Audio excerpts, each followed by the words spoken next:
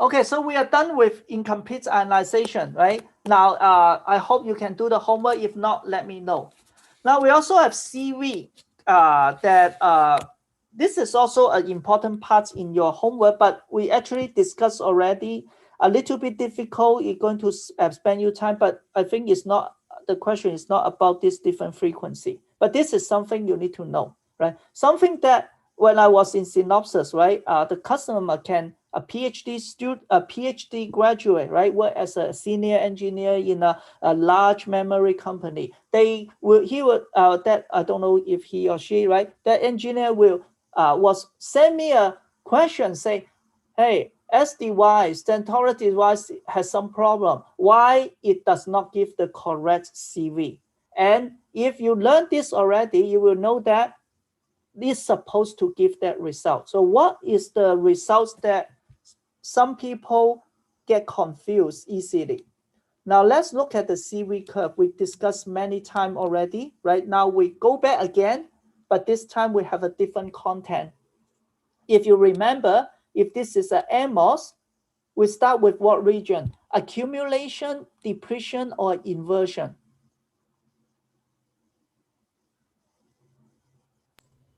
Accumulation. Accumulation. Thank you. Because it's negative, right? So we start with accumulation. Negative, remember, negative, push it up, right? And then we have something like this. And then because it's NMOS, so we actually have a p-type substrate. So the Fermi level is close to the valence band. So here I have a lot of hole. Because I have a lot of hole, I only have a simple capacitance C off here, right? So if I keep increasing the bias, what happens? Where does it go? Remember, what is that? What do we call this?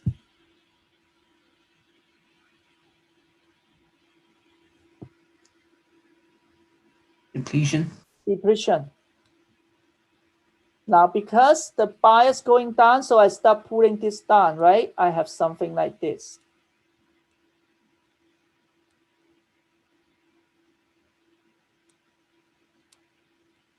Then here we say no hole, very few hole, no electron,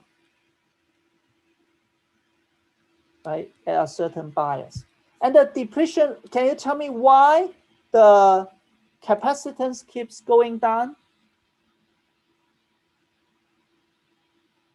Because the depletion layer increased. Yeah, because this is also a question in the assignment, right? The depletion layer, T depletion increase, and eventually it goes to the minimum value. And then what happens suddenly? It goes up, right? And this is because at this time, we went into inversion. Now at the surface, right, we have a lot of electron. So now the capacitor, right, when you add the charge, here is very easy, just the capacitor. Here, you actually need to include the depletion into the capacitance calculation. And here, electron appear at the top again. So this is again the capacitance, right? So is this okay? This is just a review. Any questions?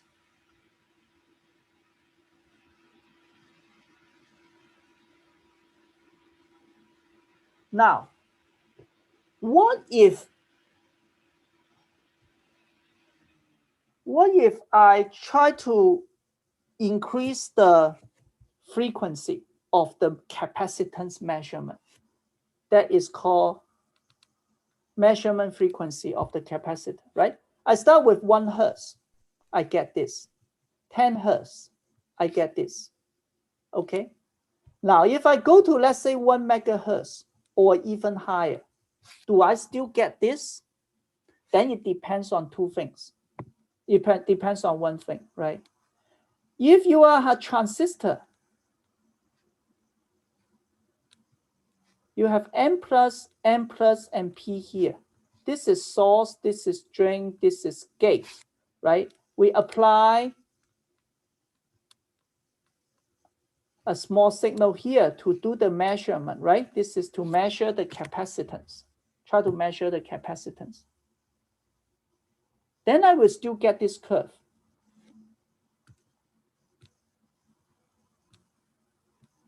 But if I don't have source drain, okay, this is gate, this is the body, this is P, right? This is the measurement. This is no source drain. I will get something like this for 1 megahertz. Can someone explain to me why everywhere else is the same, but I cannot get into inversion in the measurement? Any thoughts? It's difficult, a difficult question, right? Even PhD student, graduated PhD mess up. If you do a TCAT simulation, you do see this phenomenon. If you have a source drain, you will get this go up as a capacitance. If you don't have source drain, this one will just keep going down. Any idea why? There are no electrons from the N well. Very good. There's no electron, not electron from the P well, right? P well, or there's no source drain, right? Very good. Can you further explain when there's no electron, then what does it mean? There's no inversion layer. No inversion layer. Exactly. When we say you have this inversion, right? You need to put electron to it. Now, we're doing the CV measurement. It means you need to add and remove electron quickly. If you do it in 1 megahertz, it means I need to add and remove electron 1 million times per second. So where does the electron come from? If you have source drain, the electron can come from the side because this is N plus. So you can imagine electron flow into this channel, right? Vertical to your screen. If you don't have source drain, no electron. And that's why you have this. But on the other hand, it's only a simple picture. It will go up. No source drain, but let's say at, I don't know, 0.0001 hertz, for example. Very slow. It takes 1,000 seconds to go to add and then remove electron. Very slow. Why it will go up?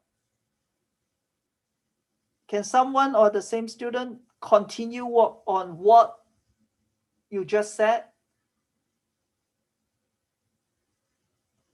When there's no source drain, no electron comes. That's understandable. But when we do it very, very slow, hey, I see that I can add electron and remove electron. Why is that? Because now you're relying on the thermal generated from the bulk. Very good. Yeah, you guys are good. Basically, electron generated by electron hole pair generation. Here is just what we call Schottky Hall generation, but generator is just like you do have some intrinsic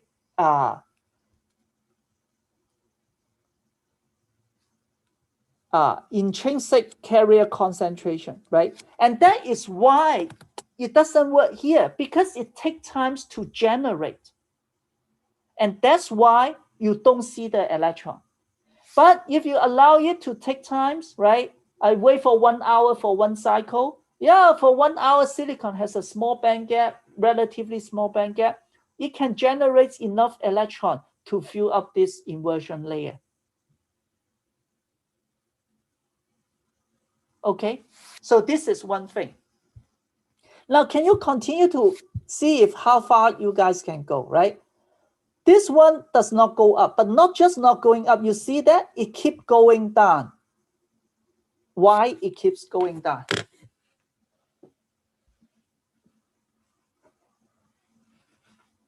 The charge goes on decreasing.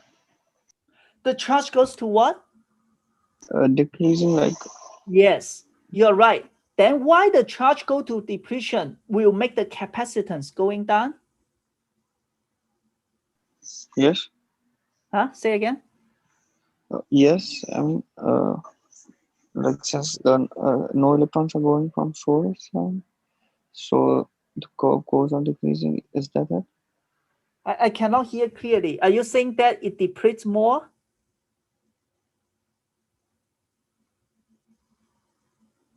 There's some Yes.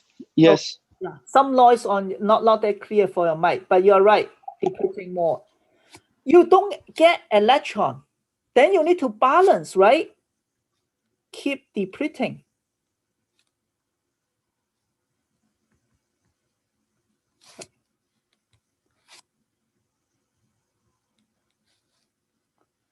So this is called deep depletion. So this is a very important concept. When it is not in steady state, you actually can have depletion layer thicker than what you usually see. These are important. You use this for example, camera, CIS, or your iPhone Pixel. They rely on some of this transient effect. Make it deep, right? Deep depletion, you have larger area of depletion layer. You can collect more photon, or for example, I may be wrong, but something like that. We do use deep depletion for many important applications, right? We are not covering in this topic, right? So after all, maybe very messy, right?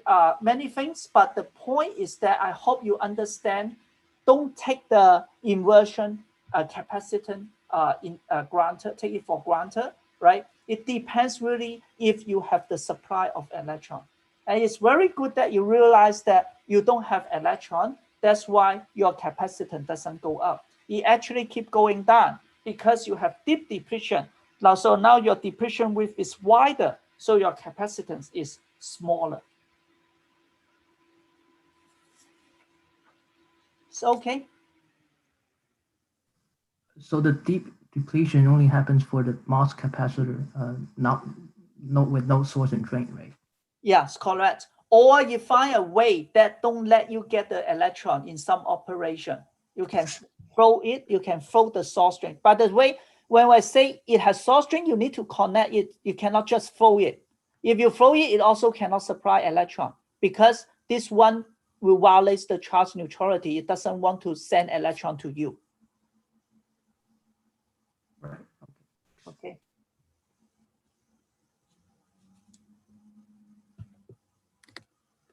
Now then, still CV curve. This is related to your assignment, right? But I want to say more. We talk about body biasing, right? Remember the body biasing effect? We have a transistor with N+, right? Treat this as a review for midterm also. Although we are introducing new stuff, but body biasing we already discussed, right? Last time we only discussed the threshold voltage P, right? I can have a VB. Do you remember when VBS is smaller than 0, what happened to VTH? Does it increase or decrease? Decrease. Increase. Increase. Because it's reverse bias, okay? VTH increase. When VBS is Positive, it means the PN junction here is forward bias. Right, this is a PN junction. Right, when VBS larger than 0, right, means P larger than N, right, the VTH of course then decrease, right? We studied that before.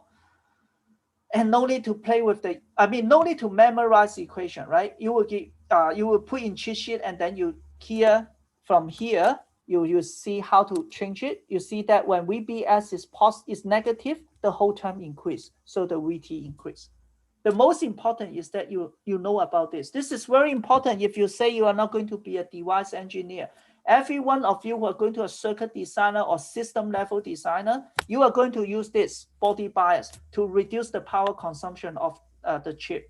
You need that for almost every modern design. Okay, so you need to understand. Now, how about, how is it going to change the threshold, the CV curve, right? So I'm going to just go ahead to draw it. This is V, this is C, this is the original one. Okay, again, depletion, inversion, right? And this is the one with VSB equal to 0. So how is it going to change it? I will draw it first and then explain to you. You will see something like this, right? They are the same here, but then you will go here. And then you will be like this. Okay, this is VSB. Maybe I just use VBS smaller than 0. First of all, it makes sense, right? Can you tell me where is the threshold voltage from the CV curve? I guess you cannot tell. But do you agree that the threshold voltage is this one and this one? Do you agree? Because it just went into inversion, right? So it makes sense, right? This is VT.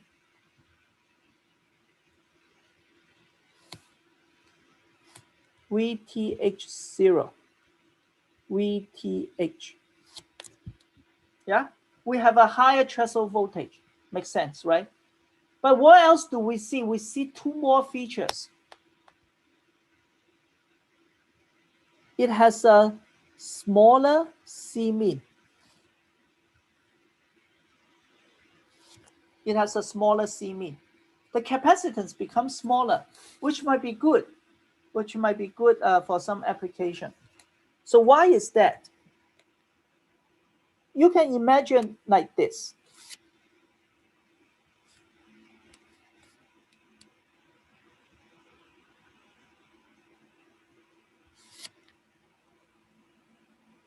This is right at the threshold voltage without with VBS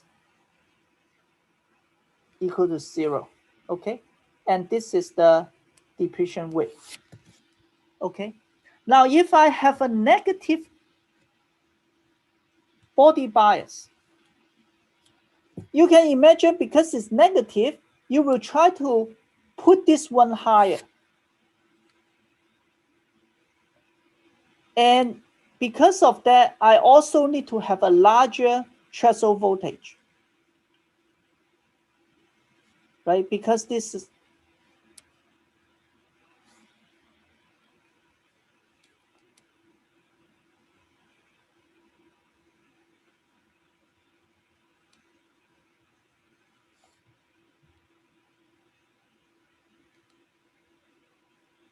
so here is VSB.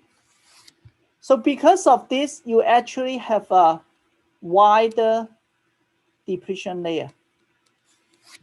So it is a little bit similar to deep depletion. So I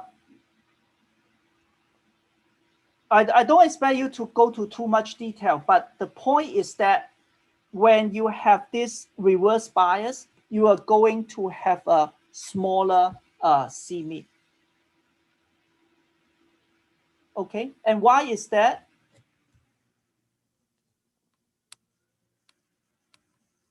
look at this. This term is basically means the depletion charge divided by COS, right? You do see that you have more depletion charge because of this VBS. You have more depletion charge, then it means, right? It means when the depletion charge increase, it means it must be that your depletion width increase because of this minus VBS. Is that okay?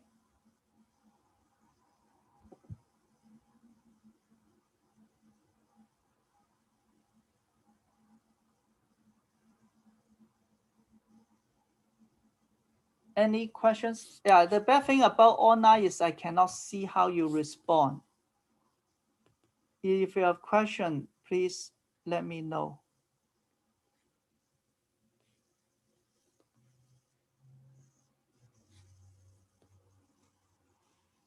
So I assume it is okay, right? But if it's difficult to take it, but at least I want you to understand that first, because of this depletion charge, because of bad body bias, you actually have an extra depletion charge due to this term.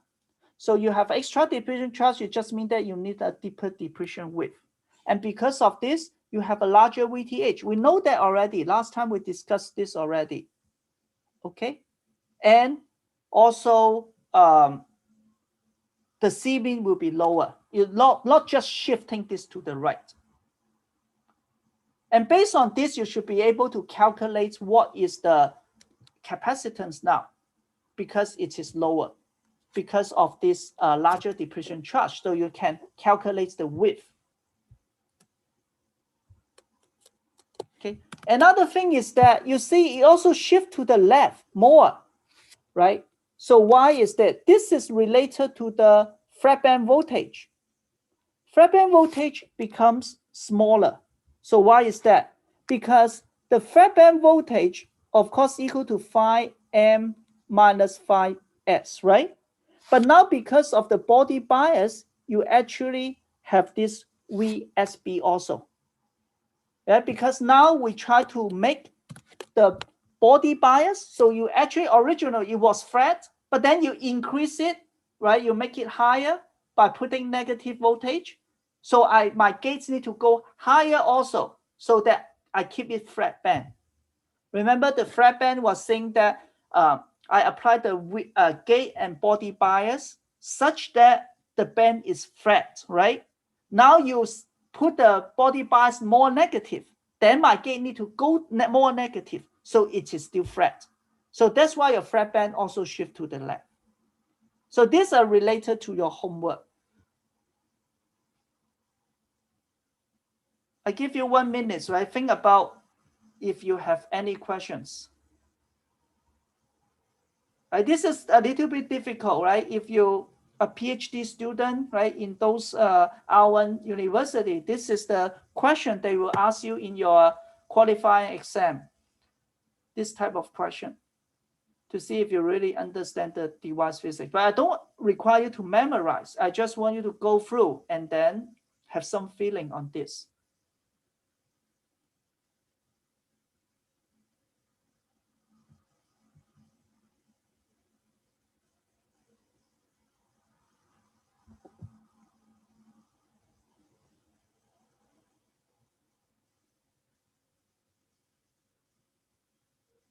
If no, then let's move forward, okay?